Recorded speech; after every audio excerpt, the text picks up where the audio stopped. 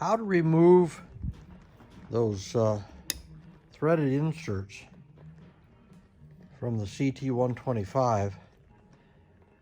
They spin around and around, and the secret to it is there's holes on the top here that a little catch goes up into. This spot right here and one on the bottom is the spring that holds them up. So if you can get a pair of pliers on the top and the bottom at the same time,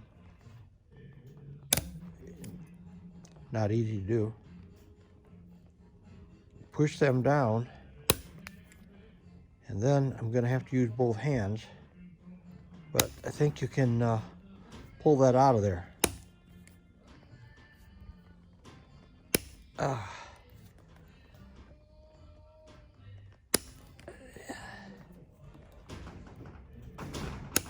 Well, that's the method.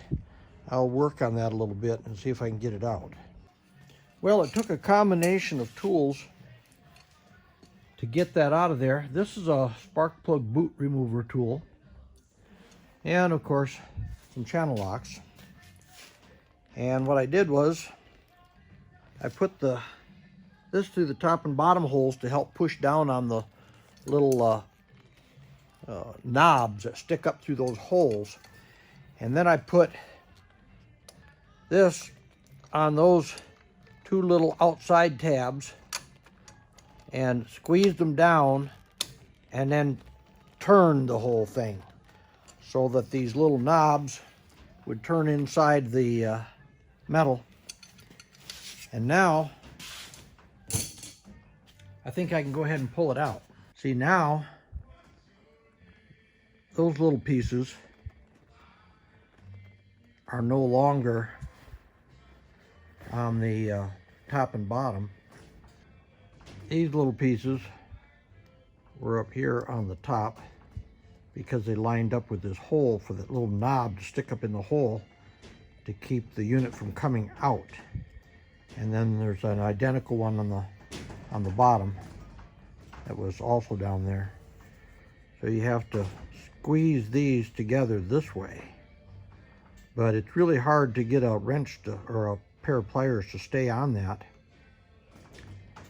So by pushing down in here and squeezing this at the same time and turning at the same time, then those little knobs that were up here are now down in here someplace. So it should slide right out. So let's see if it will.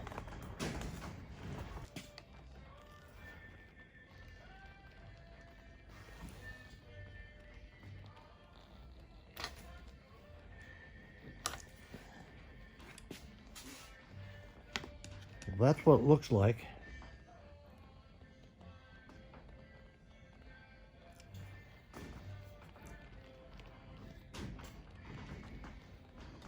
This is rubber right here. Must be an anti-rattle thing.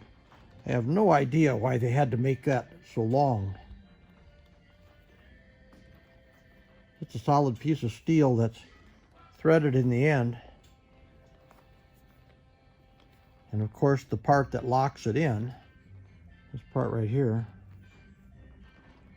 there's the little knobs that stick up through those holes.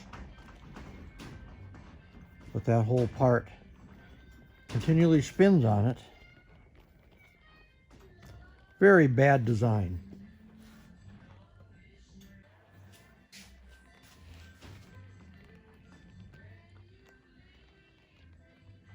Okay, this is an 18 millimeter inside diameter handlebar.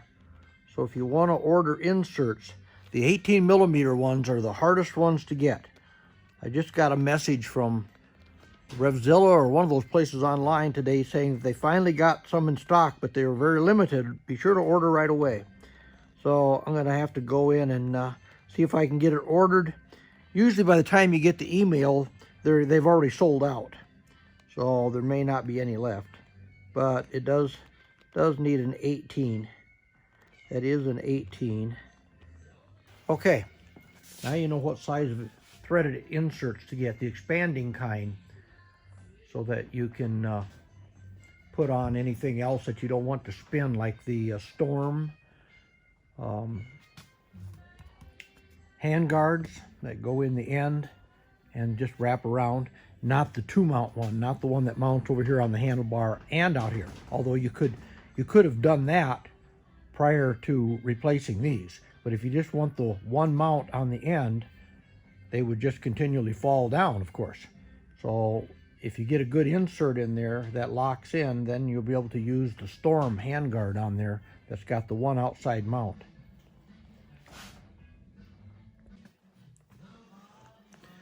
That little piece I took out, you can remove this locking mechanism up here. Put a screwdriver under the edges right here and lift it off over this rubber that it was on. Come on, phone, focus. Lift it over those, and then you can slide it right off the end. Catch down under this edge right here.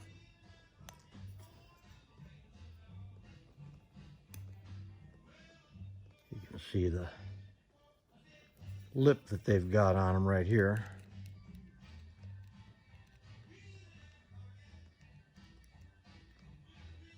And that catches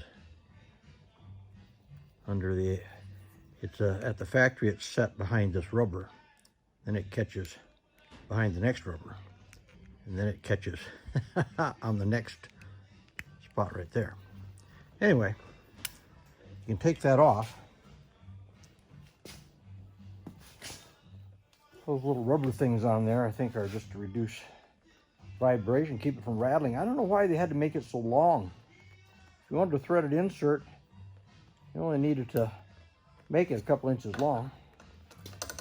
But those firm it up. Now, if you can buy expanding threaded inserts, which I ordered a couple. This is 18 millimeter on the inside. 18 millimeter ones are always out of stock. So they, let's see, which one was it? Cycle Gear emailed me and said they got some in. I think they got about 3 or 4 of them in. And so I ordered a pair. They're $12.95. But then I got to thinking, why not just make this so that it's solid? And so basically, you would just push that into where it was on here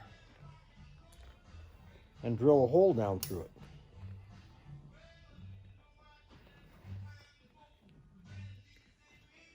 Of course, that's where the rubber is. You'll drill a hole down through the rubber.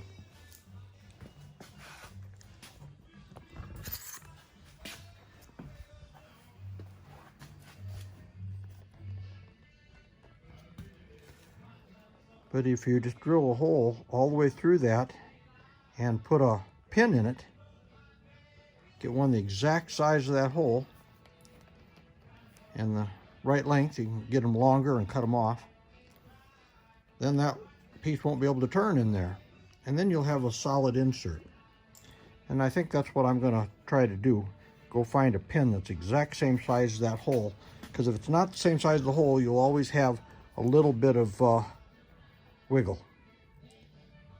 And so if you're trying to put a mount on here for a single mount handguard, you'll get a little shaking up and down if you don't have it tight in this hole here. Of course, if you put a double mount and it screwed into here and then it mounted over here, like these that I have, a full double mount, then you don't have to worry if this moves. In fact, you wouldn't have had to take this out at all because it can't spin as long as this is tightened down over here. But for a single mount, like I ordered a pair of Storms with a single outside mount. And I tried a pair on here before, and of course they just fell down because these spun, so I sent them back. Now I wished I hadn't have, because now the price went up a little bit. So I ordered another pair of those. And I ordered the expanding inserts. So if this idea doesn't work, I've got the expanding inserts to put in there. But I'm going to run up to Ace Hardware and see if I can find a pin the exact size of that. And if I can, then I'm going to drill a hole down through there and drive the pin down through it and lock those back in. I don't know if they're that long and they've got 2 rubber contact points. I don't know if that reduces vibration on the handlebar, like the bar end weights that they put on them, or if that has any effect on it at all. That's just a guess.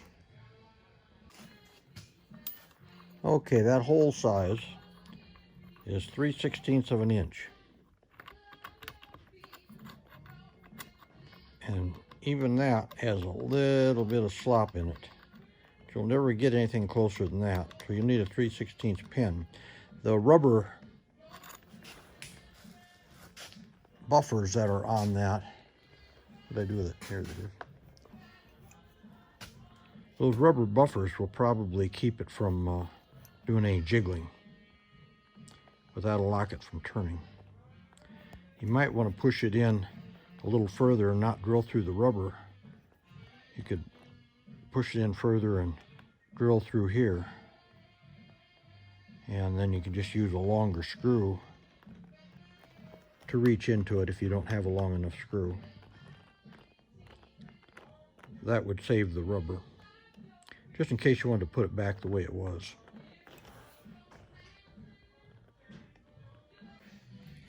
On the throttle side, all I did was roll back the rubber. Then I took a little chisel that I had, put it under the bottom one, put a knife blade under the top one, and just twisted like that, and it just pulled right out.